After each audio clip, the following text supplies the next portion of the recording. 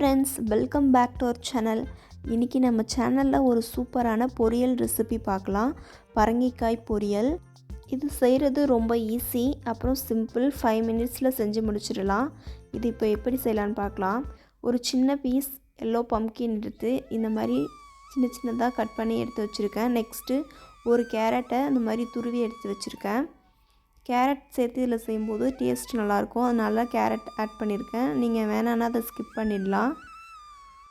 ஒரு பாத்திரம் சூடானதும் அதுக்கப்புறம் 2 டேபிள் ஸ்பூன் ஆயில் ஆட் பண்ணிக்கோங்க.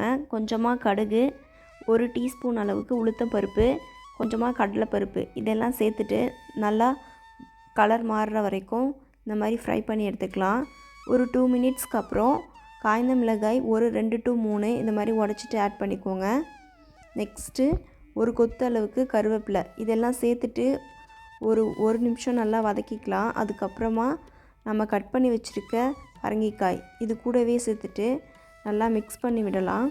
ஒரு 2 மினிட்ஸ் நல்லா இந்த மாதிரி மிக்ஸ் பண்ணி விடலாம். இதில் தண்ணி எதுவும் சேர்க்கணுன்னு அவசியம் இல்லை. தேவைன்னா கொஞ்சமாக தண்ணி தெளித்து அதுக்கப்புறம் வேக வச்சுக்கலாம். இப்போது நான் தண்ணி எதுவும் ஆட் பண்ணலை. இதுலேருந்தே தண்ணி கொஞ்சம் வரும். அதுலேயே நல்லா இந்த காய் எல்லாமே வெந்து சாஃப்டாக வந்துடும். இந்த மாதிரி ஒரு 5 மினிட்ஸ் நல்லா மிக்ஸ் பண்ணி வேக விடணும். ஒரு 2 மினிட்ஸ் ஒன்ஸ் நல்லா இந்த மாதிரி கிளறி விட்டுக்கணும். அதுக்கப்புறம் தேவையான அளவு உப்பு ஆட் பண்ணிக்கிறேன். உப்பு சேர்த்துட்டு நல்லா ஒரு டைம் மிக்ஸ் பண்ணி விடலாம். இப்போது நம்ம துருவி வச்சுருக்க கேரட்டையும் இது கூடவே ஆட் பண்ணிக்கலாம். கேரட் ஃபஸ்ட்டே ஆட் பண்ணக்கூடாது. கொஞ்சம் பரங்கிக்காய் சேர்த்துட்டு அது நல்லா வெந்ததுக்கப்புறம் கேரட் கொஞ்சம் டைமுக்கு அப்புறம் ஆட் பண்ணிக்கலாம். இப்போது நல்லா மிக்ஸ் பண்ணி விடலாம். இது ரெண்டும் ஒரு 2 மினிட்ஸ் நல்லா சாஃப்டாக வெந்து வரட்டும். அதுக்கப்புறமா கொஞ்சமாக துருவின தேங்காய் ஃபைனலாக ஆட் பண்ணிக்கிட்டால் இதோட டேஸ்ட் நல்லாயிருக்கும். இப்போது ஒரு 2 டேபிள் ஸ்பூன் அளவுக்கு துருவின தேங்காய் இது கூடவே ஆட் பண்ணிக்கோங்க. இந்த மாதிரி தேங்காய் சேர்த்துட்டு நல்லா மிக்ஸ் பண்ணி எடுத்துக்கலாம். அவ்வளோதான், சூப்பரான பரங்கிக்காய் பொரியல் ரெடி ஆகிடுச்சு. இது செய்கிறது ரொம்ப ஈஸி. இதில் நிறைய விட்டமின்ஸ், ஃபோலேட் எல்லாமே இருக்குது. அதனால் வீக்லி ஒன்ஸ் இது சாப்பிட்றது ரொம்ப நல்லது.